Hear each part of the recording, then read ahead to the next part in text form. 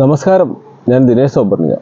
നമ്മളെ പാട്ടുപാടു സമ്മാനം നേടും എന്ന് പറഞ്ഞ ഒരു മത്സരം ഉണ്ടായിരുന്നു കൃഷിയുമായി ബന്ധപ്പെട്ട്.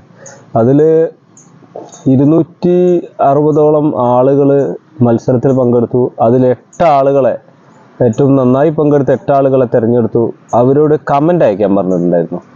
അവരാണ് അതിൽ സെലക്ട് ചെയ്യപ്പെട്ട ആളെന്ന്. എന്നിട്ട് അവരയച്ച കമൻറ്റിന് താഴെ റിപ്ലൈ ആയിട്ടാണ് ഓരോരുത്തരും നിങ്ങളുടെ ഫ്രണ്ട്സിനെ കൊണ്ടൊക്കെ കമൻറ്റും മെസ്സേജൊക്കെ അയപ്പിക്കുന്നുണ്ട്. പക്ഷേ പല ആളുകളും കമൻ്റ് അയച്ച ഒരാൾ തന്നെ പല തവണയായിട്ട് അയക്കുന്നുണ്ട്. അതൊന്നും അതിലെ കമൻ്റായിട്ട് കണക്കാക്കില്ല കേട്ടോ.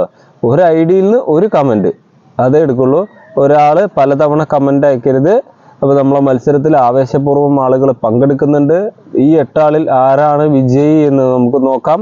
കമൻറ്റുകൾ ഒരേപോലെ വരികയാണെങ്കിൽ വീണ്ടും നറുക്കെടുത്ത് ഒരാൾക്ക് സമ്മാനം നൽകേണ്ടി വരും.